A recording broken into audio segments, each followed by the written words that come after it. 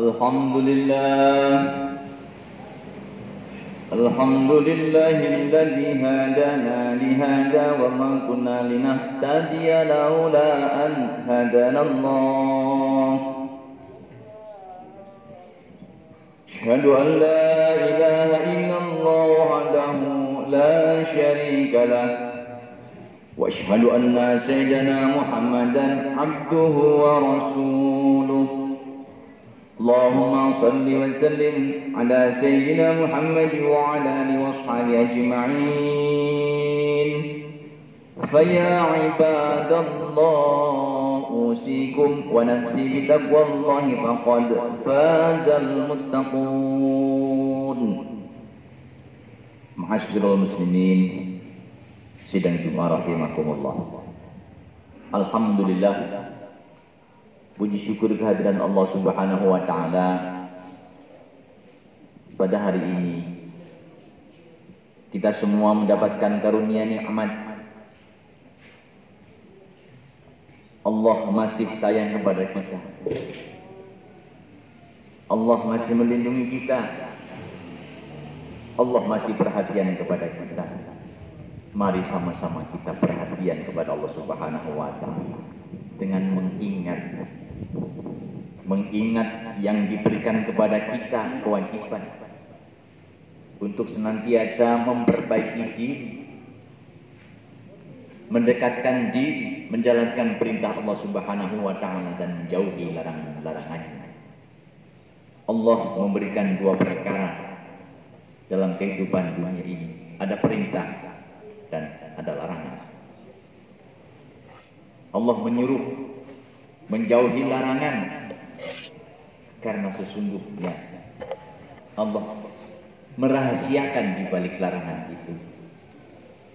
Allah memberikan kita perintah kewajiban sholat yang 5 waktu.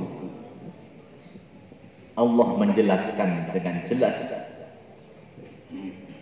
bila mana hamba-hambanya menjalankan perintah, maka Allah akan berikan pahala. Jelas pahala, jelas manfaatnya.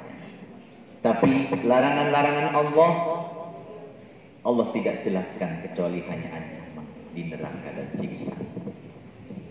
Sesungguhnya larangan-larangan Allah Subhanahu wa taala itu mengandung sesuatu yang membahayakan untuk diri kita. Membahayakan untuk diri kita, tapi Allah tidak jelaskan lebih lanjut tentang hal-hal dampak daripada kita mengerjakan larangan.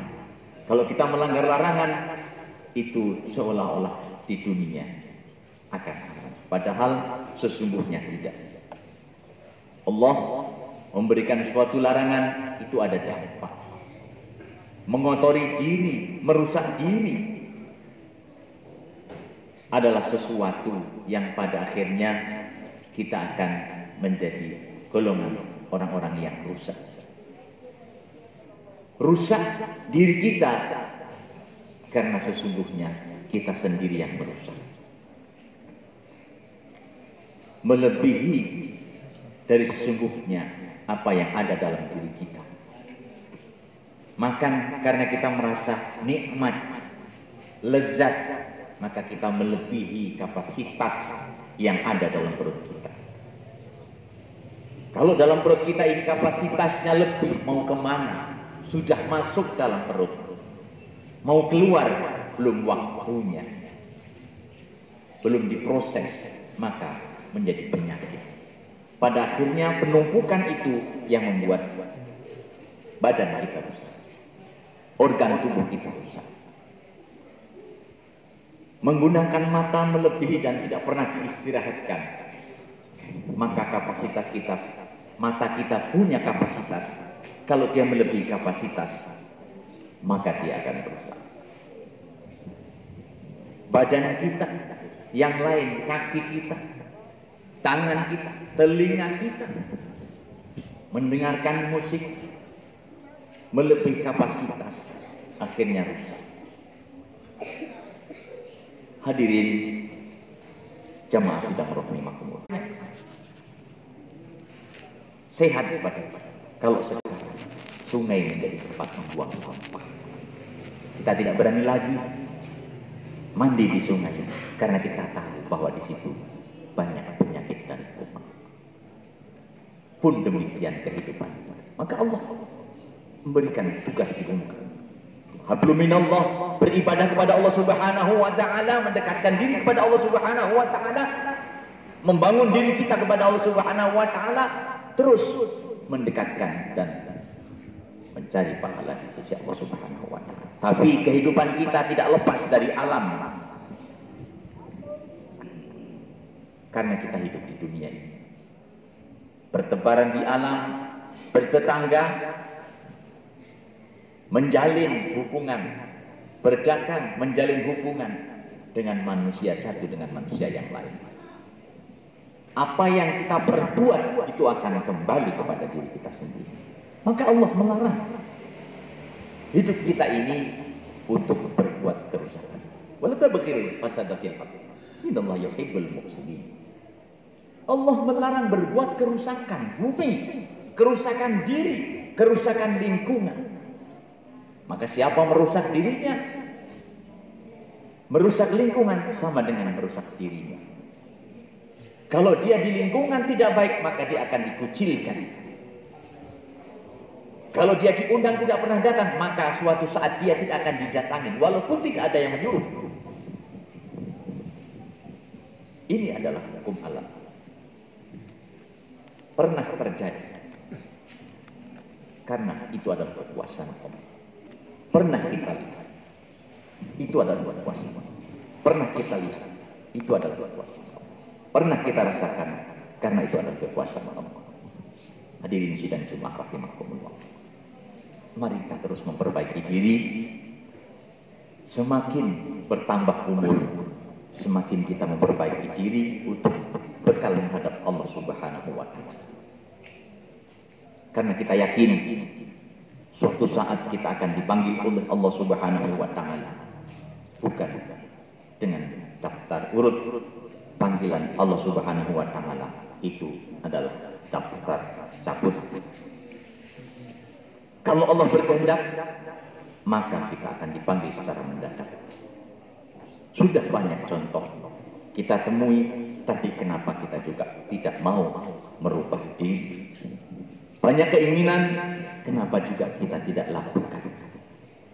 Banyak keinginan, kenapa juga kita abaikan?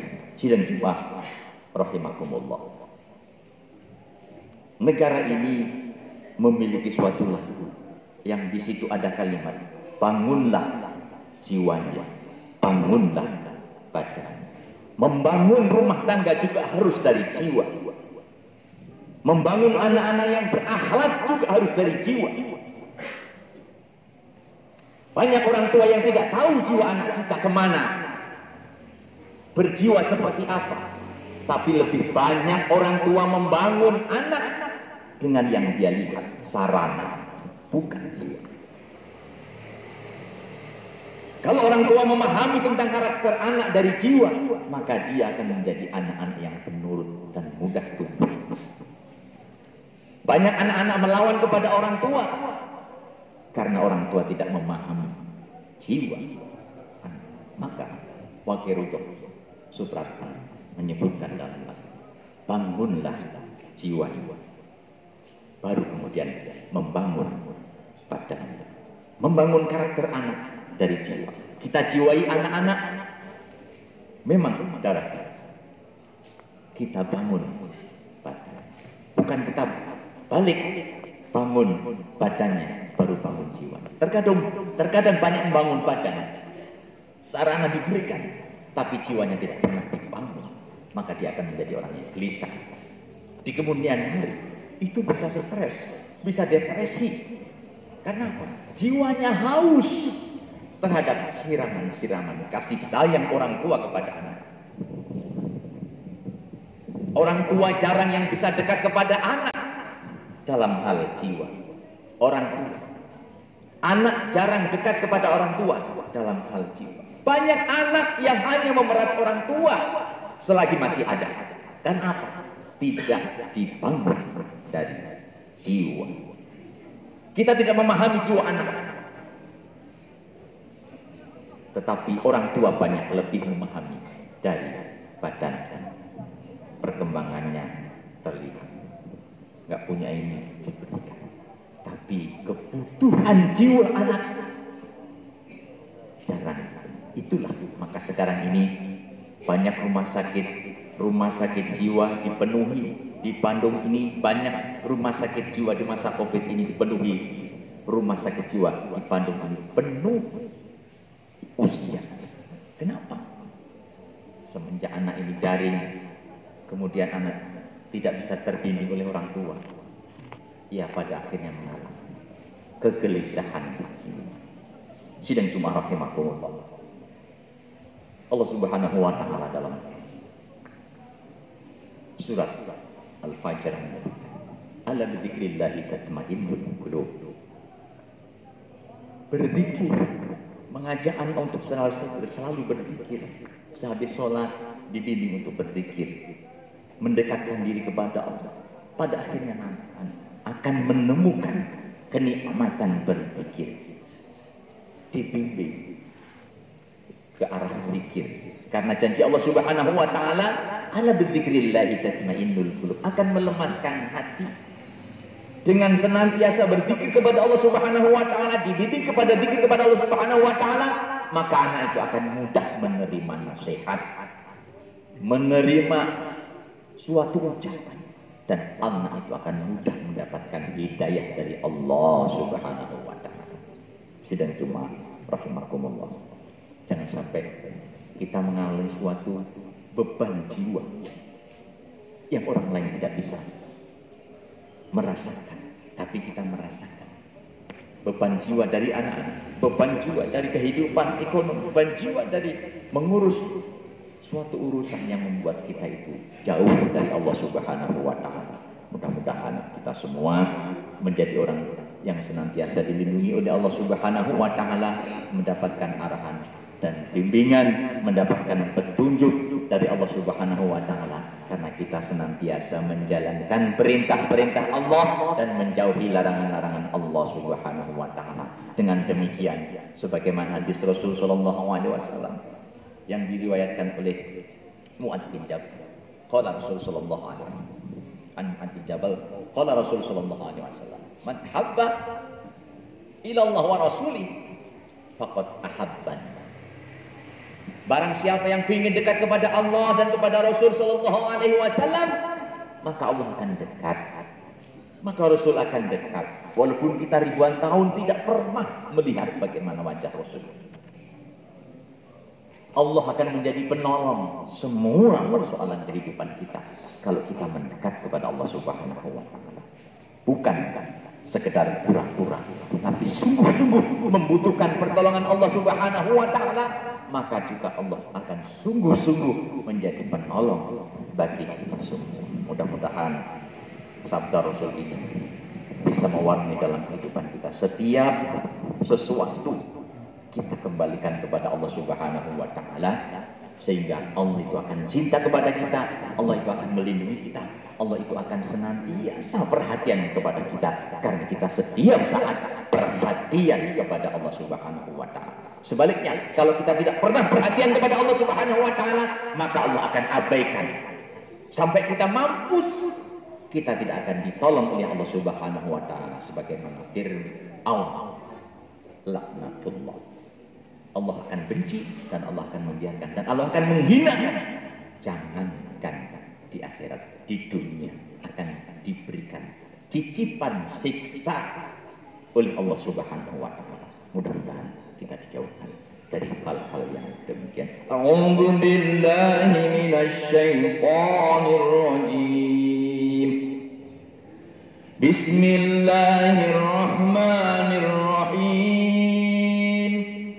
Qad aflaha man dassaha wa qad khaba man dassaha. Qur rabbi ighfir warham wa anta khairur rahimin. Allahumma shalli wa sallim wa barik على سيدنا محمد وعلى آل سيدنا محمد.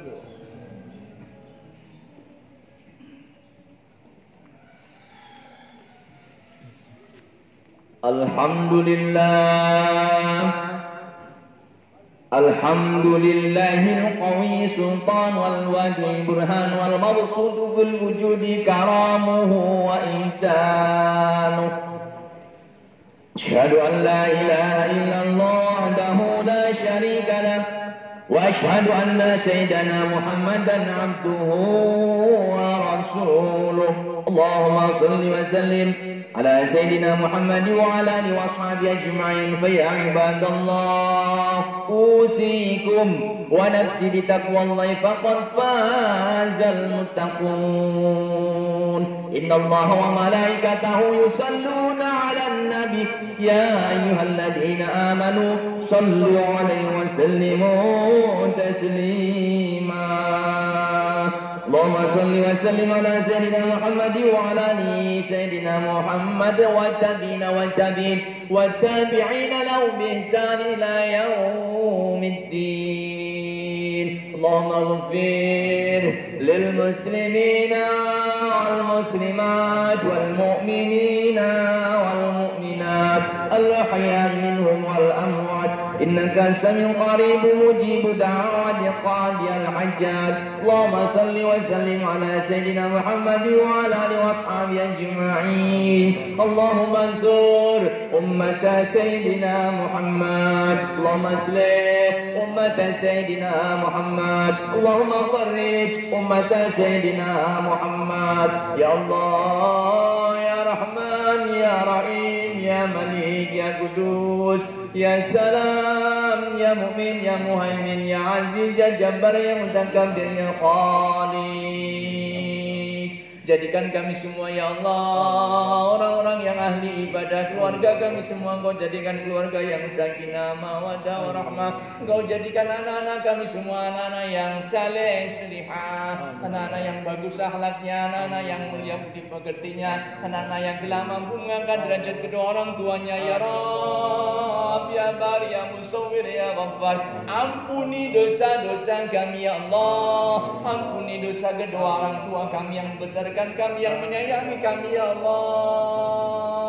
Sayangilah kedua orang tua kami ya Allah, yang saat ini sudah berada di kubur dengan kasih sayang-Mu, dengan rahmat-Mu ya Rabb. Ampuni dosa-dosa kedua orang tua kami ya Allah. Ampuni dosa kami dari pagi sampai tengah hari ini ya Allah. Perbuatan kami, ucapan kami, sikap kami yang menimbulkan dosa, ampuni ya Ghaffar ya Qahar ya Wahhab. Berilah kami kekuatan menghadapi cobaan hidup ya Allah. Berilah kami kekuatan menghadapi cobaan hidup ya Allah. Tetapkan iman kami semua ya Allah. Tetapkan takwa kami semua sampai akhir hayat kami semua husnul khatimah ya Allah. Bi husnil khatimah. Rabbana la tu'akhidna in nasina aw akhtana. Rabbana wa la tahmil alaina isran kama hamaltahu 'alal ladzina min qablina. ربنا ولا تحملنا ما لا طاقة لنا به واعف عنا واغفر لنا وارحمنا واغفر لنا وارحمنا أنت مولانا فانصرنا على القوم الكافرين. اللهم اهد قومي فإنهم لا يعلمون. Berilah petunjuk kepada saudara-saudara kami ya Allah yang belum terbuka iman dan Islam dan takwanya ya Allah. Fa innaka khairul ghafirin, fa innaka khairul fatihin, fa innaka khairul muhtadin, ghairal dhalin wala mudillin, harba li a'daika wa silma li awliyaika ya Allah. Rabbana atina fid dunya hasanah wa fil akhirati hasanah wa qina adzabannar wa qina adzabannar wa qina adzabannar. Ibadallah wa la dzikrullahi akbar.